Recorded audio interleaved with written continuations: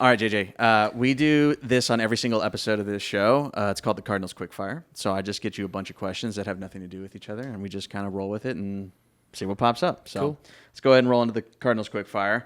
How did you start to go by JJ? My grandma, so my full name is Jonathan, and my nana on my mom's side started to call me John.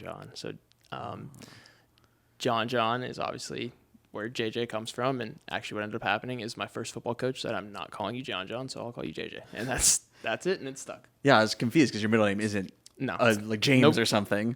Yeah, okay. So how long did you go by John, Jonathan, or John? I mean, my family still calls me that, so to this day, but like friends started calling me JJ probably in like 4th or 5th grade.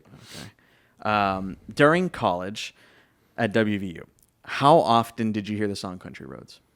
You're going to hear it when you win, obviously. You're going to hear it at like parties, and kind of just like on nights out.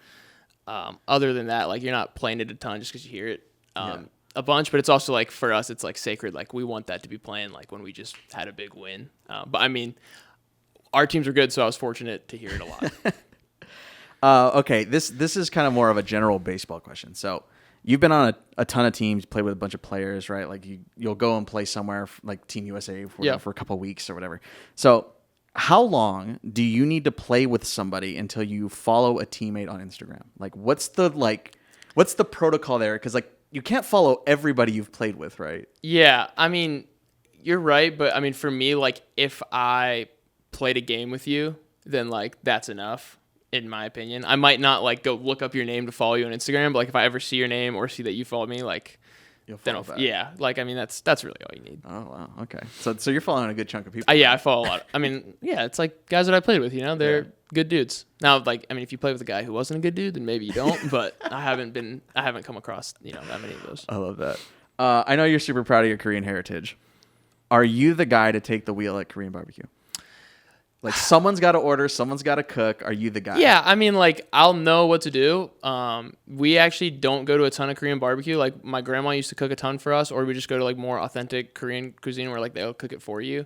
I actually tell people that it's like I've kind of like it's not. I don't love Korean barbecue just because like I know what I like, and I'm like you can cook it for me. I like when they cook it, and I'm gonna eat it and enjoy it. But like if you take a big group out there, it's a pretty fun experience. Yeah, sure. So are you non-spicy or spicy bulgogi then? I usually get it traditionally like non-spicy, but I like Korean spice more than like buffalo and Tabasco spice. Sure. If that makes sense. Would you go rice paper or a bowl of rice then? Probably bowl of rice actually. Bowl of rice? Yeah. Okay. Big rice paper guy. Okay, there you go. Another West Virginia question. Were you a Tudor's Biscuit World guy? Oh my goodness. Yeah.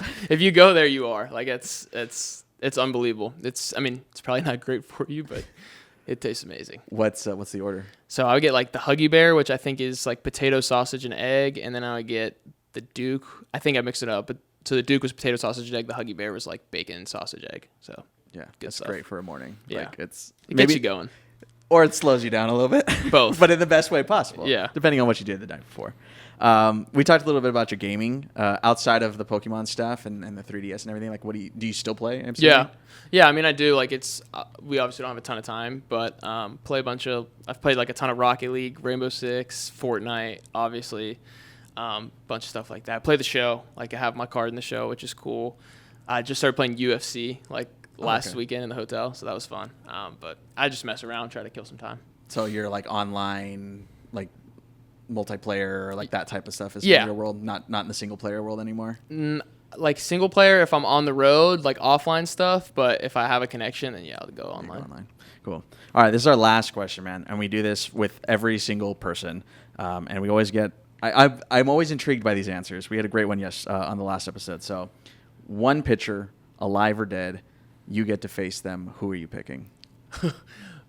As in, like You take one at bat. I'm gonna do good, or like I just get the chance. You just you get to stand in the box, and it's like the ultimate test. You're at the pearly gates, and you're like, I want to face this guy. Yeah, I'll probably say Randy Johnson, just because that's probably the worst matchup ever. Like for me, left on left, sidearm, gross. But if I get hit off of him, it'd probably be the greatest feeling ever. Yeah.